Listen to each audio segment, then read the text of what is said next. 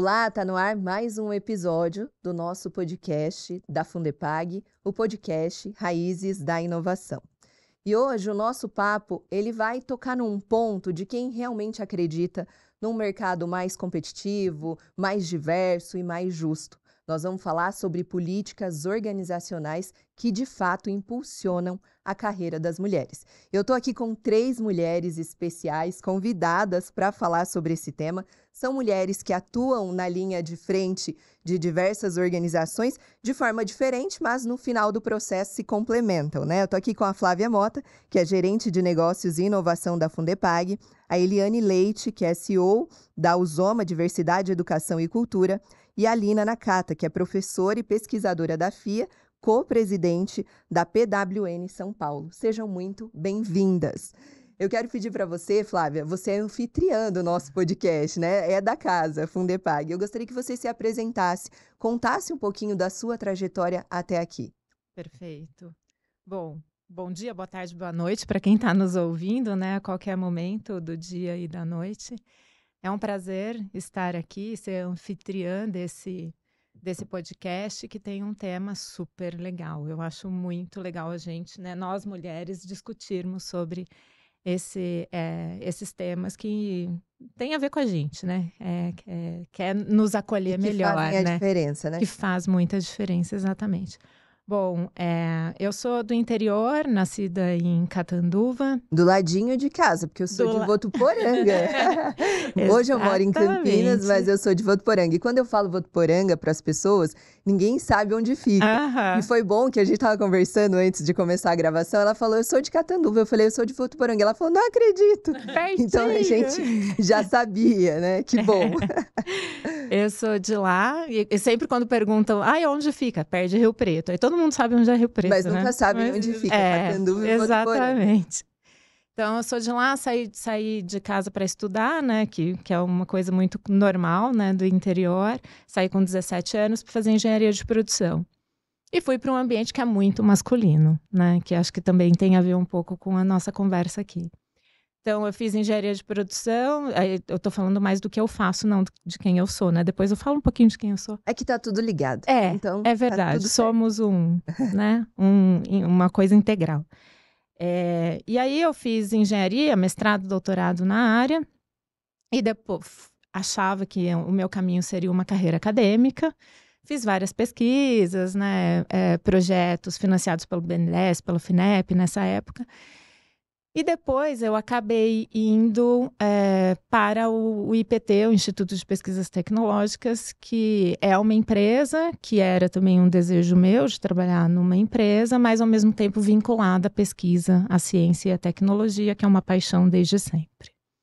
Lá no Instituto eu fiquei por 17 anos e me desenvolvi nessa área de negócios e inovação. Nesse período, fiquei 7 anos à frente dessa área, fazendo a conexão do Instituto com as empresas. Depois, eu passei pela diretoria, fui diretora financeira e administrativa do Instituto, que eu achava, quando eu fui convidada, eu adorei o convite, mas ao mesmo tempo falei, será que eu dou conta? Meio que a síndrome da impostora, Sim. Sabe? Que é meio comum nas mulheres, né? Mais comum nas mulheres do que nos homens. Mas aí encarei o desafio, fiquei 5 anos lá, foi muito legal, achava que não ia passar pelo primeiro ano, fiquei um tempo. E depois saí do Instituto, nesse período conheci a Lina. Você já conhece. Exatamente. E também acabei conhecendo a Eliane por conta de uma pessoa em comum que eu conheci lá do IPT. E aí saí do IPT e fui para a Fundepag, que é muito legal, porque é uma instituição privada que faz um complemento de um instituto de pesquisa. O instituto de pesquisa executa pesquisas, a fundação ela faz com que essa pesquisa ela seja viável, né, administrativa e financeiramente, quando a gente está falando de instituto de pesquisas públicos, como é o IPT. Então, essa sou eu profissionalmente, sou mulher, sou mãe, tenho 2 filhos, um de 22 e um de 15 anos, que são de uma geração muito diferente da nossa, e lidar com essas gerações também é desafiador e faz parte da vida da mulher, né? que é muito legal, muito desafiador, mas traz uma satisfação muito grande, né? De você poder contribuir com o mundo, com pessoas novas, né? Que pensam diferente. Então, acho que essa sou eu, sou casada. Casada não, uma união estável que dura 30 anos. Então, é uma parceria de vida. É bem estável. Bem estável, bem intensa. E é um parceiro de vida, de fato, assim, que me completa bastante. Que bacana. E você, Eliane, compartilhe um pouco da sua história com a gente. Vou começar diferente com ela, falar um pouquinho, né, Também sou casada, tenho um filho de 34 anos, né? Apesar de não parecer, meu filho tem 34 anos, um economista também, né?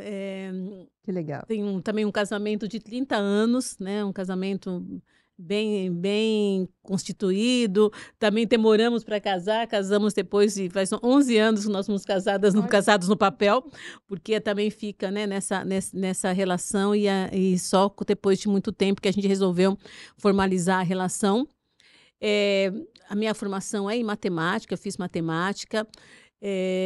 Quando eu fiz matemática, na verdade, nem era matemática que eu queria química, aí tinha passado na São Carlos, meu pai falou, não vai mudar de São Paulo, porque eu sou de São Paulo, minha família toda é de Minas, e aí eu fui fazer matemática, também para ir para pesquisa, engraçado, né? Não fui fazer matemática no sentido, tanto é que eu sou bacharel em matemática, não fui fazer matemática no sentido de ir para educação. Fui mesmo olhando para pesquisa, trabalhando nessa área, e aí... de repente o bichinho da educação toca você fala, gente do céu, você entra dentro da escola e aí você vê que você tem muita coisa para fazer. Aí no final do processo, eu já tinha até me formado, fui complementar a minha formação com licenciatura, fiquei muito tempo dando aula de matemática e o que me inquietava muito, né, é ver essa distância que esse jovem tem da exata, né? Porque se a gente estava na escola, eu detesto matemática, eu detesto não sei o quê. Então, assim, nossa, a gente entra na escola se sendo odiada por ser uma disciplina de exatas, né? E eu tinha sempre esse desejo de mudar esse olhar, né? Eu achava que a gente precisava, né, olhar a ciência, olhar a matemática, olhar a tecnologia, que ela fosse acessível para todos, né? Aí eu fui dando aula, fui cativando os meus alunos na matemática, tive muitos alunos que fizeram matemática depois, né? Muitos alunos, até um aluno que me substituiu quando eu estava grávida, a pessoa que me substituiu foi um ex-aluno meu. Aí, nessa questão de matemática, sempre investindo com esses jovens para que eles participassem de Olimpíadas, para que eles se envolvessem mais, isso trouxe muitos frutos. Fui diretora de uma escola técnica no Centro Paula Souza, e ali na escola técnica, de novo, sempre voltada para meninas, olhando muito meninas na área de ciências e na área de exatas, porque era uma escola que tinha curso de eletrônica, eletroeletrônica, segurança do trabalho, um curso extremamente masculino. Então, você tinha na sala, assim, 35 homens e 5 meninas, assim. Então, você falou assim, mas elas precisam entender que aquele espaço é delas. E mesmo assim, não faz nem tanto tempo, faz 10 anos. E fui, né, sempre olhando eu sempre olhava muito para essa questão dessas diferenças, né? E aí, na escola, tive a oportunidade de fazer, né, que era na periferia, em Pirituba, não é tão periferia, Pirituba, mas as pessoas tinham um distanciamento com onde você pode chegar, né? Eu sempre sou uma pessoa que sempre provoco, né? Aonde você pode estar e aonde você pode chegar. Aí eles chegaram na Índia, foram para a Índia no Olimpíada de Matemática 3 vezes, foram para a Colômbia, ganharam prêmios na Colômbia, sem um centavo sequer a escola pública, mas fazendo campanha, saindo da televisão, ganhando prêmio, e a gente foi, né, teve uma aluna nossa que foi para a Yale, alunos que foram para a Minerva, que nunca nem imaginava, né, quando a gente saía qualquer atividade, eles falavam assim, a gente vai para a cidade? Eu falei, gente, Pirituba é São Paulo. A gente vai atravessar a ponte Lapa, né? A gente vai estar na Lapa, e Paulista faz parte da cidade de São Paulo, né? Senão a gente fica achando que a gente está num outro mundo, que não têm muito acesso, né? Então, poder contribuir dentro da educação, para mim, foi uma questão que muito colaborou, e eu percebi que na educação eu poderia fazer muita diferença na vida de muitas pessoas. E como eu sou uma pessoa inquieta e olhando para as meninas, olhando muito para a diversidade também, né, sempre olhando, né, fazendo esse recorte, porque aonde estão as meninas, onde estão as meninas negras, onde está essa população negra. Meu pai foi o fundador do movimento negro, então essa provocação, meu pai, eu sempre falo, eu sou filha de um sonhador, né? Então, quem é filho de sonhador sonha sempre, trabalha sempre para que o mundo seja melhor para todo mundo, né? E aí também fui trabalhando, continuando me envolvendo na área de ciência, tecnologia, inovação. Aí criei uma consultoria de diversidade também, pensando no mundo corporativo, pensando em ter mais mulheres negras nesse espaço. E essa é a minha atuação. A gente já tem muita coisa aí para falar, para contar. Meu trabalho, né, sou uma pessoa, como eu sou sonhadora, eu me dedico ao voluntariado para poder fazer muita diferença na vida das pessoas. Que bacana. E a sua história tem uma relação com a dela também, né, Lina? Porque você também é professora, pesquisadora. Conta um pouquinho pra gente. Tudo bem, é um prazer estar aqui. Meu nome é Lina, minha formação é em administração, também estudo interior, Presidente Prudente. Ela é quase a Lina. Da região, Mudei com 17 anos e eu sempre gostei de números, então acho, né, vi aí a conexão com a Eliane. Eu participava de Olimpíadas de Matemática e na administração eu tinha certeza que eu ia para o campo de finanças, porque eu gosto de números. E no final eu percebi que onde existia mais desafios era na área de gestão de pessoas, porque a gente vê tantas questões difíceis e complexas, né? O ser humano tem muito a ser explicado. E com isso eu segui o mestrado e o doutorado também nessa área, então minhas pesquisas acadêmicas seguiram muito por esse campo de competências, de aprendizagem e atualmente mais em diversidade e inclusão. Meu primeiro artigo foi em 2008, já, né, querendo entender um pouco mais desse campo. E aí eu trabalhei, né, sempre com essa carreira híbrida, querendo um pouco da academia, né, já fui mais dedicada para a educação somente, né, fui de Universidade Federal, mas atualmente eu atuo, né, com instituições privadas, então ministro aulas, né, na FIA e no INSPER, e na parte de pesquisa eu trabalho com a pesquisa dos lugares incríveis para trabalhar, em que a gente consegue entender melhor e mapear, né, a experiência dos colaboradores no seu dia a dia. Então são centenas de empresas que nós abordamos. Deve ser muito legal esse trabalho. Eu queria até conhecer, assim, e a gente vê quais são esses desafios do dia a dia da gestão de pessoas, né, que precisa entender um pouco mais sobre expectativas, opiniões e sentimentos das pessoas no ambiente de trabalho.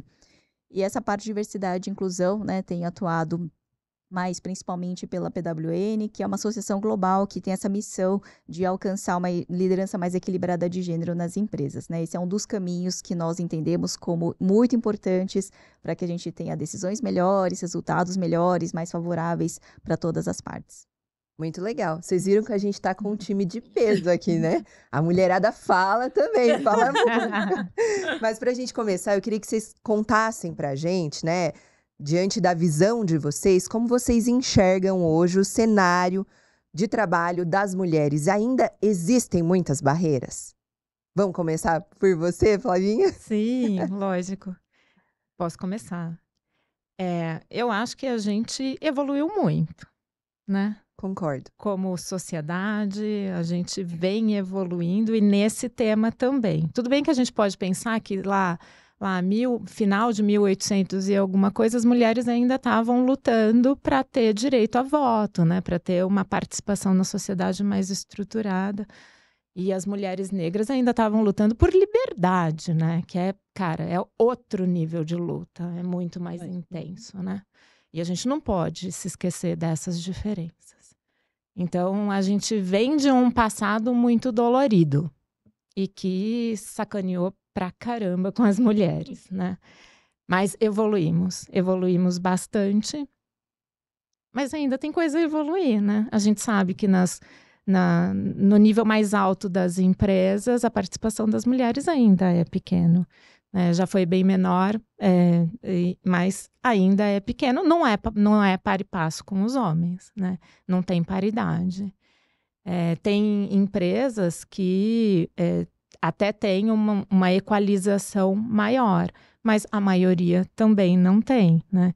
Então, as mulheres ainda lutam pelo seu espaço, de poder fazer o que querem, o que sentem que tem potência para fazer. E quem perde com isso, na verdade, é a sociedade como um todo, né? Porque se as pessoas não conseguem colocar para fora a sua potência, quem está perdendo é o coletivo. Você concorda com ela, Eliane? Concordo. E assim, a gente evoluiu, acho que evoluiu bastante. Esse recorte, acho que é sempre importante fazer um recorte de raça. E numa sociedade que a gente é mais de 50% das mulheres, né? E mãe do restante dos 50%, né? Né? A gente ainda não vê essa paridade dentro dos espaços corporativos, né? Tem ainda uma série de caminhos ainda a seguir. Nos conselhos de administração também a gente ainda tem caminhos a seguir, mas o número de mulheres hoje, né, essa temática, né, de buscar por mais diversidade dentro dos espaços, seja gênero, raça, é importante porque a empresa ganha muito. Acho que você que fez pesquisa, que faz pesquisa, que entende mais sobre isso, né? A gente sabe que a diversidade traz para as organizações um olhar muito diferente, né? Eu estava falando antes, esse olhar, às vezes, feminino colabora e contribui muito dentro da organização. Então, a gente tem ainda muito a avançar. Muito. A gente está realmente avançamos, mas a gente não pode nunca achar que a gente chegou no espaço. Acho que quando a gente não tiver esse 50% representado, e quando a gente fala da população negra, que também é mais de 50%, a gente olhar nas organizações e ver que as pessoas, que a sociedade que a gente tem está realmente refletida naquele espaço, a gente ainda tem muito a fazer. Como você enxerga, Lina? Eu queria complementar com o que elas falaram sobre uma questão de conquista de direitos, né? Quando a gente olha para o mundo todo, de todas as leis, ainda hoje as mulheres só têm 75% dos direitos que os homens têm. Né? E isso a gente vê que, né, são conquistas desde os votos, né, desde permissão para dirigir, que seja, né? São tantas formas que ainda não está equiparado. E eu acho que isso está tudo relacionado com o que a gente vê também no campo das empresas, né? Não existem esses acessos. Então, é importante que a gente trabalhe com ações, com práticas e políticas, exatamente para permitir que a gente tenha esse espaço, porque, né, eu acho que nada mais justo. Por exemplo, a gente vê desde, né, questões de remuneração, salários que são, né, ofertados. Isso. Não é que uma empresa, né, propositalmente vá desequilibrar. Mas se as coisas não estão equiparadas, existe, né, eu acho que um dever de todo mundo ter essa, né, essa ação, né, proativa de realmente querer trazer, né, o que é justo para todos. E você tocou num ponto interessante, que eu quero jogar aqui uma pergunta para todas vocês. Como na prática deve funcionar essas políticas organizacionais quando se fala na carreira da mulher? Pode ser você. Só para concluir a linha de raciocínio, né? Porque você já estava falando de algumas ações. Sim, eu acho que inicialmente é importante que a empresa tenha isso nos seus valores, né? Primeiro ela precisa acreditar, entender que ela quer fazer isso de forma genuína. E a partir disso, que vem da alta liderança, a partir disso é criar essas políticas, regras, normas, códigos de conduta que vão realmente colaborar para isso. Senão a gente não encaminha, né? As coisas vão acontecer, a gente vê os inúmeros fenômenos nas empresas, né? De situações que parecem pequenas, que seja uma piada, que não é piada, que seja, né, uma ação que vai realmente, né? Por exemplo, existe o trabalho invisível das mulheres nas empresas, que é aquele, né, chamado em inglês NPT, Non-Promotable Task, em que uma mulher vai executar diversas funções que não são visíveis, que não agregam valor direto para a empresa. Por exemplo, a gente está numa reunião, tem ali um material que a gente está olhando, vai mostrar para o investidor da empresa, Tinha ali uma coisa para alterar, vamos inverter esse slide, vamos incluir um gráfico. E aí, muitas vezes, esse tipo de trabalho é colocado para uma mulher. E ela não vai crescer nada com isso, vai aumentar horas de trabalho. São 200 horas de trabalho a mais por ano que uma mulher executa de NPT, Non-Promotable Task. E aí a gente vê que não vai ter o mesmo crescimento que acontece para um homem. Então, são pequenas coisas que estão ali no dia a dia e que a gente precisa entender e que precisa fazer alguma coisa, né? E, claro, a gente vai ter várias outras questões maiores também, né, dos vieses que vão impedir que as mulheres cresçam, que tenham seu espaço na liderança. As mulheres levam muito mais tempo para alcançar as posições importantes de liderança. Então, acho que é entender todo esse cenário e, a partir disso, né, planejar as ações. O que a gente precisa fazer, Eliane? A Lina colocou algo muito importante que precisa estar na cultura da organização. E também a liderança precisa estar comprometida com essa mudança.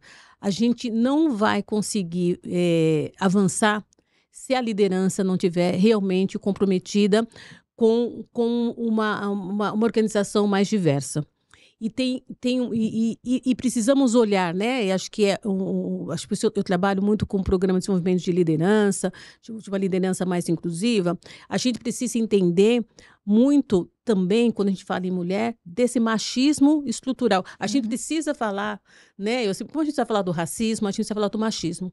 Né? Ele está tão estruturado na nossa sociedade que a gente naturaliza algumas questões que parecem ser normais, né? Qual é o lugar da mulher, qual é o lugar da pessoa negra. Então, a organização precisa entender essa estrutura que construiu essa sociedade e como e promover políticas de treinamento, desenvolvimento, letramento, porque se você, né, não é uma palestra, eu chamei essa mulher para fazer uma palestra, mês da consciência negra para fazer uma palestra. Isso precisa ser um processo contínuo de treinamento e desenvolvimento dessa liderança para que a gente consiga promover avanços. Ô Flávia, e quando existe pequenas empresas, médias empresas, que às vezes não tem toda aquela estrutura de uma empresa maior, de uma corporação maior, o que a gente precisa fazer para colocar isso em prática? Eu vou chegar no teu ponto, mas vou retomar um pouquinho do que as meninas falaram aqui, que eu achei bastante interessante. Lembrei até de um caso. Há bastante tempo atrás, aconteceu até comigo. Eu tinha um superior que eu não percebia, falaram para mim. Você já percebeu que as tuas ideias, quando é posta na mesa, não vai para frente? Que tem que uma outra pessoa, um homem, falar para ser absorvido? E isso é um negócio que acontece? Não é que aconteceu comigo. Acontece muito, o tempo todo. Esse é um tipo de machismo que a gente naturalizou na cultura nossa, né? Que a gente vem naturalizando e que agora a gente está olhando e falando, mas isso é machismo. Vamos parar com isso? Não faz sentido, né?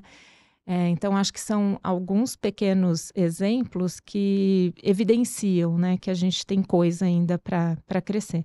Lembrei desse exemplo.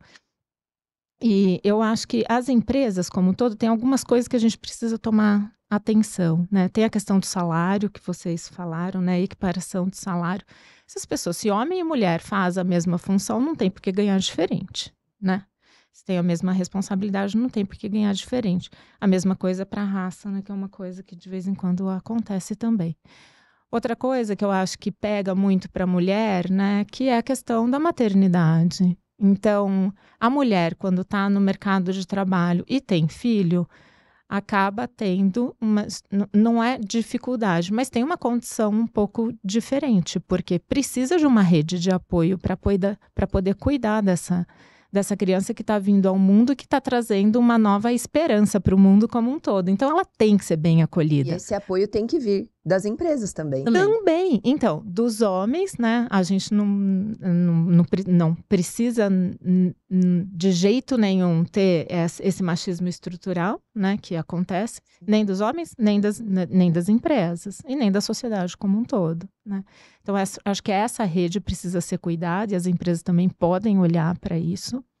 E tem a questão de liderança, porque como nós, mulheres, já fomos por muito tempo diminuídas pela estrutura da sociedade, para fazer esse desabrochar não é tão trivial, né?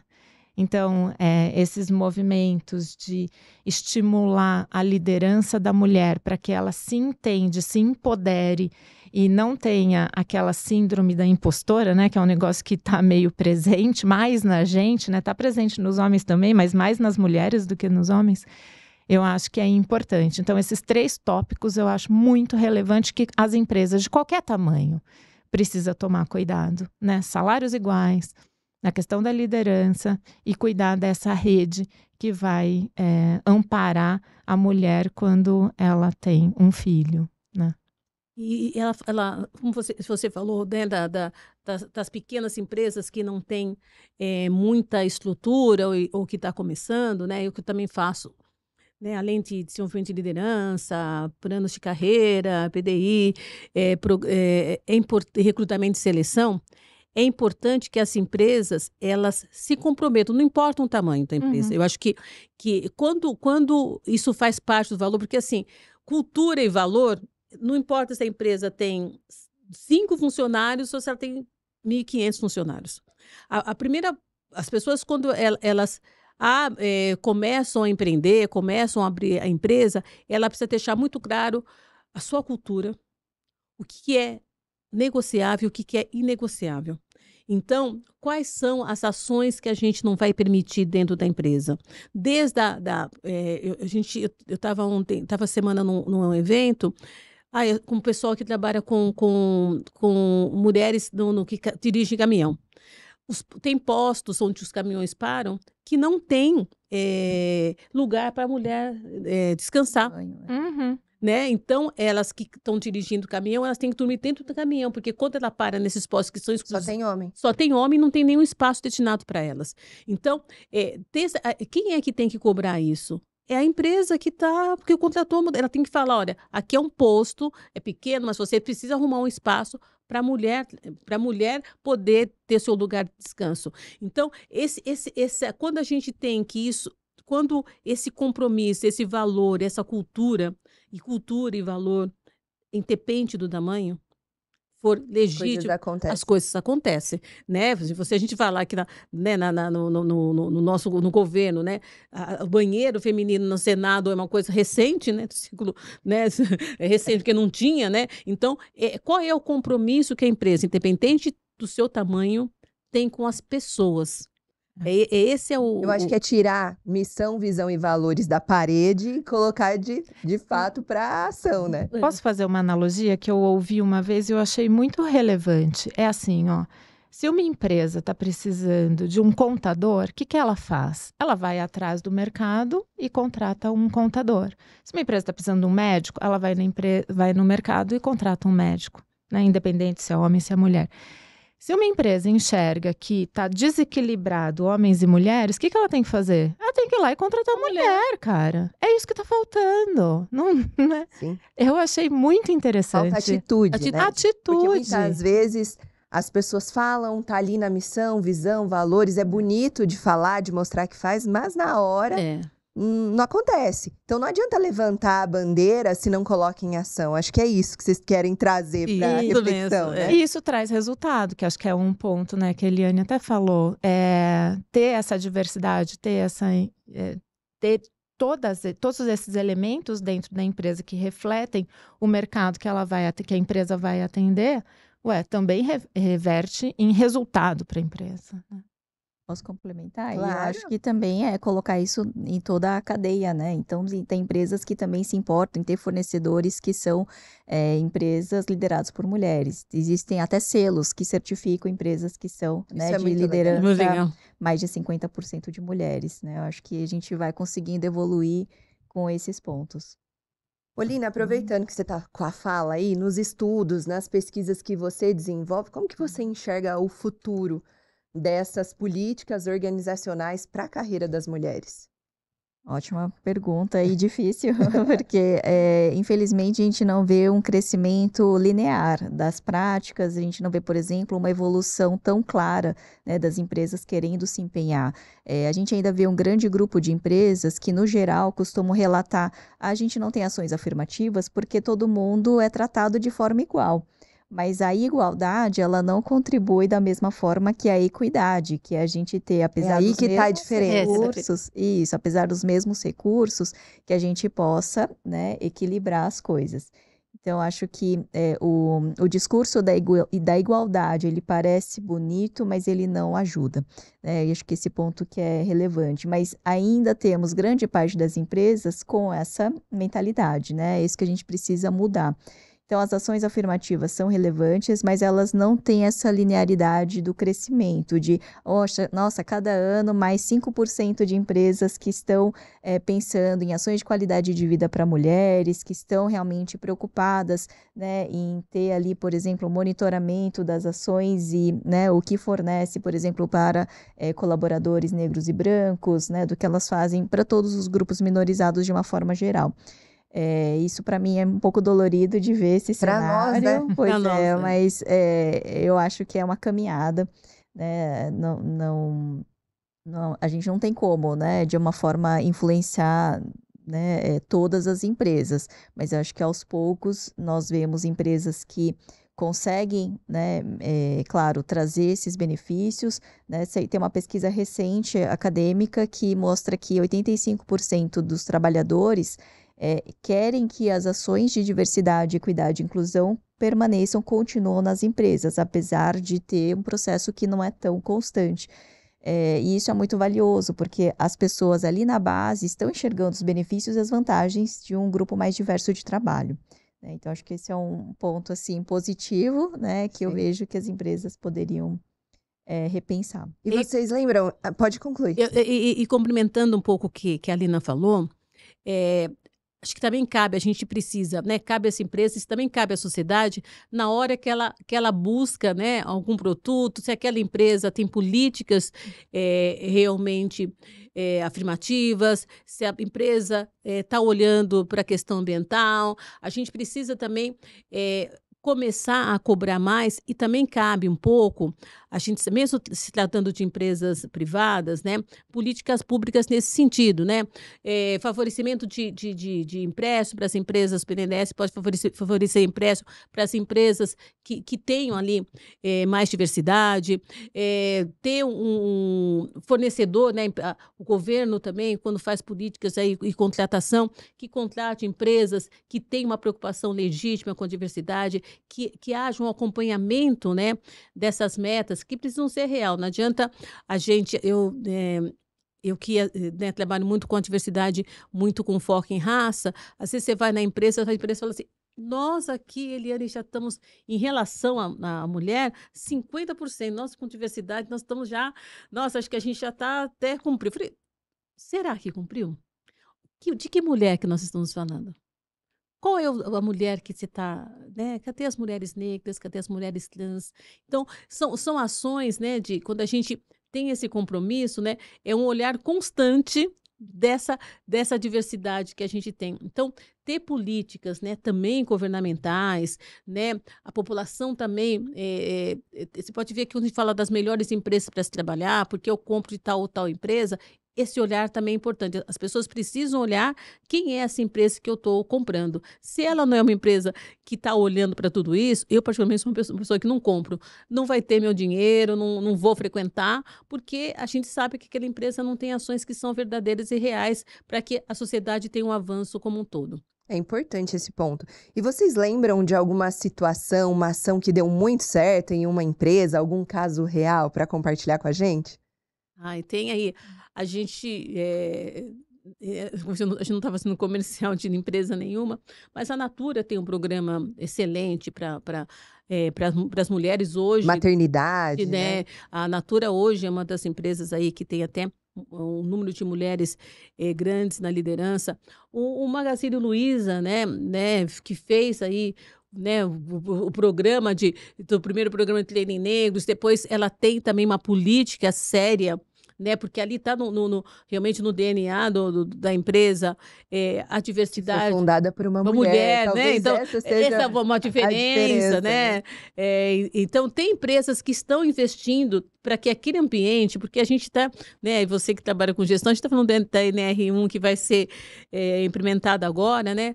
Porque a gente precisa criar um ambiente saudável para as mulheres, né? Então, né, nessas empresas que não há uma política que seja saudável, né? As mulheres se afastam, ficam doentes, ficam burnout. As denúncias de assédio precisam ser ouvidas.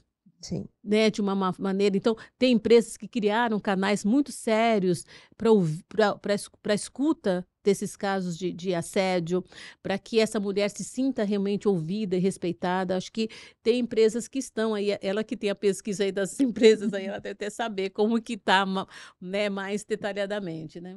Eu queria complementar, a Magalu é um caso que, além de trabalhar bem a diversidade e inclusão, né, alguns anos atrás teve a campanha de violência doméstica, inclusive. Eu né? lembro. Então, é ir além, né? Não é só olhar para dentro da empresa, mas para fora, as fronteiras, né? A pessoa, ela é uma só. Então, se ela sofre violência doméstica, não é só um caso O rendimento profissional Não, também de assédio interno que ela vai comentar, mas sim também como que a empresa pode contribuir, porque ela não vai ser, né, 100% produtiva se ela tiver algum abuso também fora.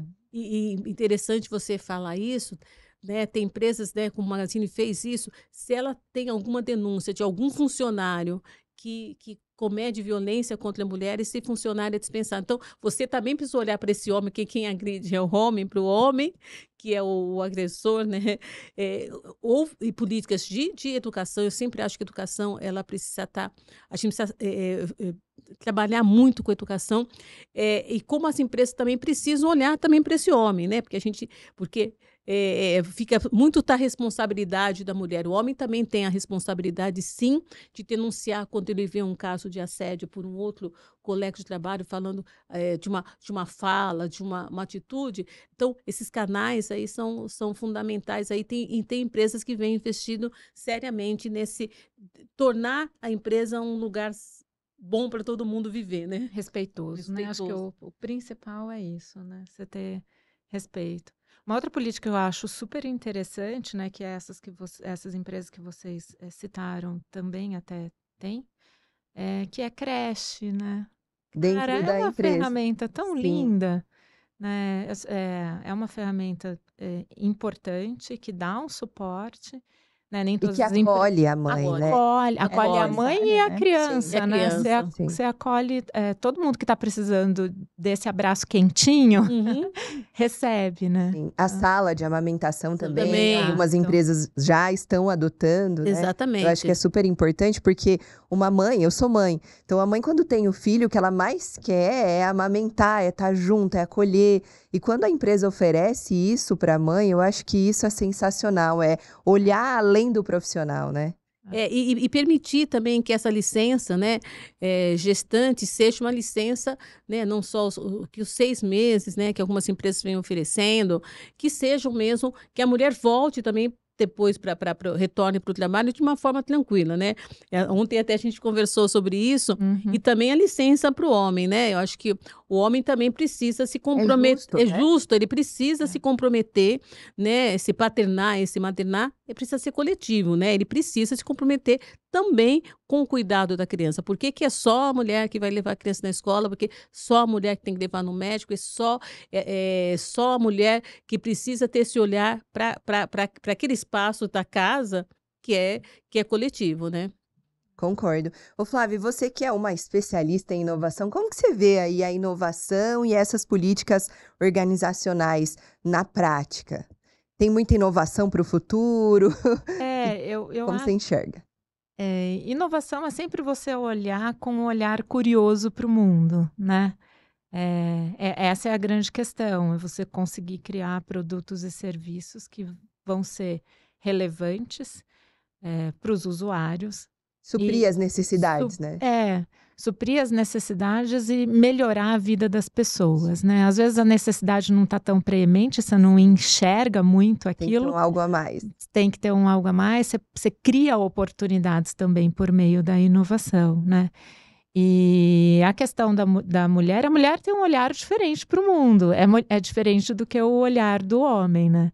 Então, eu acho que essa participação e esse olhar, ele tem que ser bastante atento, e as empresas podem se beneficiar do olhar feminino para o mundo para criar inovação.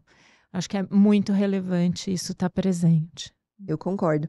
E eu acredito muito que a mulher, que ela está numa posição de mais visibilidade, ela precisa ficar responsável por puxar a outra, né? Aquilo, Com uma puxa a certeza. outra. Só que, infelizmente, não é sempre assim que acontece, porque existe uma cultura que foi enraizada em nós, mulheres, que às vezes a gente precisa ser melhor que a outra, tá mais bonita que a outra.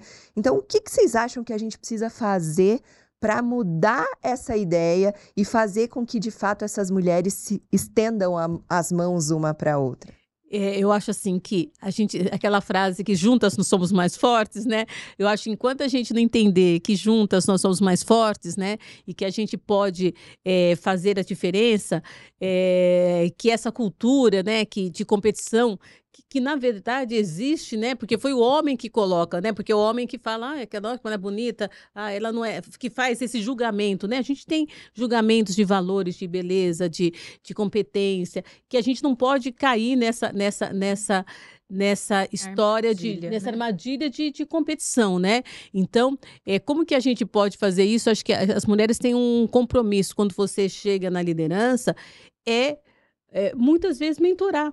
Se não tiver ninguém na sua empresa que você não possa mentorar, mentore uma estudante, uma pessoa em início de carreira. É assim que você começa a ver para aquela outra mulher, começa a perceber que aquele lugar ela também pode alcançar. Porque não adianta você estar naquele lugar e você sai, porque ninguém é eterno, e vão completar um homem. Então, qual foi o avanço que a gente teve? Então, a gente precisa preparar esse espaço para que outras mulheres ocupem, e a gente precisa tirar essa ideia que foi colocada, que a gente não compete, cada um tem as suas competências, cada um tem as suas qualidades, cada uma age de uma maneira diferente, e a gente não pode deixar que esse discurso, né, continue sendo, né, pautar nossas relações, né? E muitos grupos de mulheres estão fortalecidos, ela sabe disso, e quem participa de vários, as mulheres estão se unindo e tentando quebrar esse discurso. E passar isso para as gerações futuras, né? Porque nós, como mães, temos esse papel. Com né? certeza. Concorda, eu queria complementar que pelos estudos até, né, dos lugares incríveis da FIA também, mas de outros, que quando uma empresa ela tem a mulher, né, como CEO, a empresa também tem mais mulheres na liderança, na alta, na média e na primeira linha. Então, a gente percebe que esse movimento, né, ele fica parecendo que as mulheres não, né, não se ajudam, não se Mas puxam, naturalmente né? isso acontece. Mas isso acontece, porque a gente vê o quanto que isso, né, é representativo, e esse modelo de referência, ele faz sentido. Então, por isso que não é errado a gente dizer que precisa estimular as mulheres, né? Mesmo que seja, né, infelizmente, né? A gente sabe o quanto que as cotas são, né, mal vistas, mas elas são extremamente necessárias. Na Europa, isso já tem acontecido nos últimos anos. Então, as mulheres são exigidas ali, começando nos 20%, na alta liderança e nos conselhos de administração, foi para 25%, atualmente 30%. E isso tem mostrado os resultados mais positivos. Eu acho que se a gente não consegue provar pelos valores, que a gente prove pela parte financeira, né? E isso, eu acho que tem sido um ótimo resultado. E a diferença com relação ao Brasil, que se não me engano, se eu não estou equivocada, acho que estava em 8% a participação das mulheres nos conselhos administrativos. Já que ela e olha a comparação. Olha a comparação. Onde o Brasil fica. Onde o Brasil fica. O Brasil exatamente. fica sempre atrás, né? Infelizmente. E outra coisa que eu lembrei aqui, né, que até a gente conversou ontem e que eu acho bem interessante ali na Europa, em alguns países, do país que eu conheço, que é a Suécia, lá a licença maternidade, ela é dividida entre o homem e a mulher. Ela é de 1 ano e é dividida entre o homem e a mulher. Legal. É uma equiparação importante, porque do homem também se responsabilizar pela criação do seu filho, Sim. né? É a gente quebrando... Principalmente nos primeiros meses ali, né? Exatamente. E criar esse laço forte, né? Então, eu acho que é uma mudança de cultura. Você quebra com esse machismo, né? Porque você está tomando para si uma atividade que é tua também, é do homem também, né? Exatamente.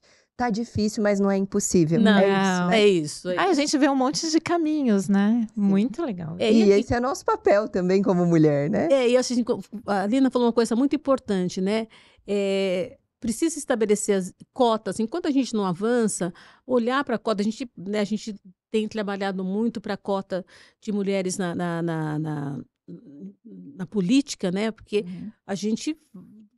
às vezes eu fico penalizada ver o que essas mulheres sofrem dentro do Senado, dentro da Câmara dos Deputados. Falei, gente,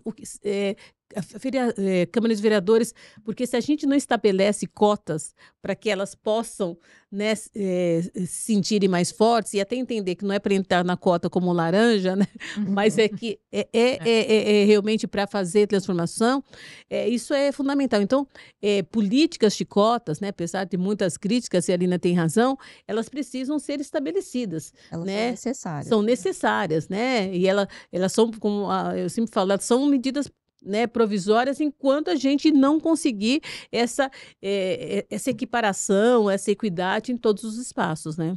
Concordo. Meninas, que gostoso falar com vocês. E ainda mais sobre esse assunto, que é um assunto que nos representa muito, né? Mas a gente está chegando nos nossos minutos finais. Então, eu queria fazer uma pergunta para vocês. Traga para nós aqui, cada uma de vocês, qual é aquela mulher que você admira, aquela mulher que te inspira, alguém que você olha e fala, essa mulher, ela é forte demais, ela engaja. Eu vou começar. Eu vou falar da Luísa, do Magazine Luiza, porque eu acho que ela é uma mulher que realmente pensa na outra mulher pelas ações que ela realiza dentro da empresa. Ela é uma mulher que, de fato, faz acontecer, coloca a mão na massa e tira da plaquinha lá missão, visão e valores e vai trabalhar. E vocês? Você falou da Luísa, eu ia também citar a Luísa, que eu acho ela um exemplo de mulher e de referência no mundo, né? Ela foi novamente indicada como uma das 10 mulheres mais influentes aí que existe no mundo. E tem uma mulher também que eu admiro, né? Que é amiga da Luísa, sempre com a Luísa, é a Sônia Hess, que foi dona da Dudalina. Eles são em 12 irmãos, né? E ela que foi à frente da Dudalina. A Sônia é uma mulher que inspira e pega a mulher na mão, se for necessário, para que essa mulher cresça, mentora várias mulheres, né? Então, essas mulheres que estão ocupando aí esses espaços aí são fundamentais. E a outra, né, que a Taciana, presidente do Banco do Brasil, que eu acho que ela representa, acho que para todas nós mulheres, né, e tem uma importância fundamental, né? Uma mulher nordestina, uma mulher LGBTQIA+, uma mulher negra, ocupando esse espaço, trazendo resultados importantes para o Banco do Brasil, né? Fazendo um trabalho ali de letramento, né, racial, de letramento de gênero, em todas, com todo o Banco do Brasil. Ela é uma referência também, acho que a gente também não pode esquecer. Então, acho que eu vou falar duas. Porque são várias, né? São várias. Imagina o tanto várias. de mulher que nos inspiram. Que nos inspiram, assim, pelo trabalho e pela referência que são. Vocês são mulheres inspiradoras também. Muito, obrigada. né? Você também. Vou pegar aqui a palavra e falar de uma coisa um pouquinho mais caseira, e vou dar o exemplo da minha avó, que eu acho ela foi muito potente.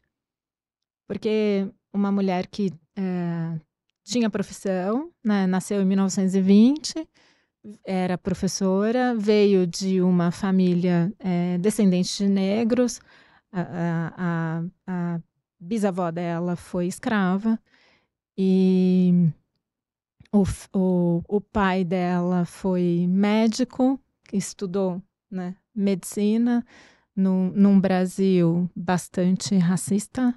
Então, era um negro médico naquela época. E minha avó, ela perdeu o marido muito cedo, né? Assim, com 5 filhos. Então, teve a potência de criar essas crianças com um valor muito forte de educação. Então, os 5 filhos, né, minha mãe e meus tios, todos eles foram para a faculdade, fizeram um curso superior, que também era um desafio naquela época, né? Então, acho que essa força dessa mulher que criou os filhos por muito tempo sozinha e que colocou eles num caminho de crescimento, com um olhar profissional, a mulher ela tem que se virar, ela tem que ter a sua carreira também, isso sempre foi um valor e eu acho isso muito importante. É inspirador. Eu acho inspirador, exatamente. E você, Lina? Bom, eu acho que, assim, são muitas mulheres, né, para poder nomear, mas eu admiro sempre as mulheres que são pioneiras no seu espaço, porque é muito difícil você ser a única, né, que seja, assim, uma primeira astronauta, uma primeira ganhadora de um prêmio Nobel, uma primeira diretora que ganha um Oscar, né, de melhor filme. Então, acho que todos esses espaços, eles são, né, assim, uma barreira muito importante que as mulheres quebram, né? Mas, assim, se precisar falar de um nome, né, eu li a biografia da Michelle Obama, né? Eu acho que é uma história muito inspiradora, dá para perceber, assim, o quanto ela foi observando, né, de tantos aspectos da vida, da profissão, e eu acho que é uma história que, né, ficou aqui como uma recomendação. Nos inspira e ela é bastante forte, né? E eu estava ouvindo um podcast que estava retratando, inclusive, uma coisa que eu achei bastante interessante sobre a Michelle Obama, que falou que até ela tinha também crises de impostora. Uma pessoa tão forte, né? Tão potente, como Mas isso pode? acontece, Com todos nós. Não Sim, é? Com todos Se nós. questionar, será que eu sou... Será que eu posso? Será que eu dou conta? Será que eu não estou sendo... Não vou ser descoberta como... Uma farsa, né? Uma farsa, Acho que o exato. segredo é ir de qualquer jeito, com medo mesmo. Mesmo, exatamente. Esses pensamentos sempre vão Mas acontecer. o que é interessante é que, assim, ela estava num papel de primeira-dama, né? E é como que você consegue isso mesmo, porque num espaço que você não alcança, né? Porque a gente não teve até hoje uma presidente mulher dos Estados Unidos, né? Que é um país poderoso. Então, eu acho que é você também conseguir, né, o seu espaço, ser um modelo de referência, né? Mesmo em um lugar na posição que ela está. praticamente improvável. Exatamente. Exatamente. Meninas, muito obrigada. Que conversa gostosa que nós tivemos aqui hoje. Obrigada. E que seguimos assim, juntas, fortes, resilientes, né? Muito obrigada, viu? Eu agradeço você também que nos acompanhou até aqui e a gente se vê no próximo episódio. Até mais.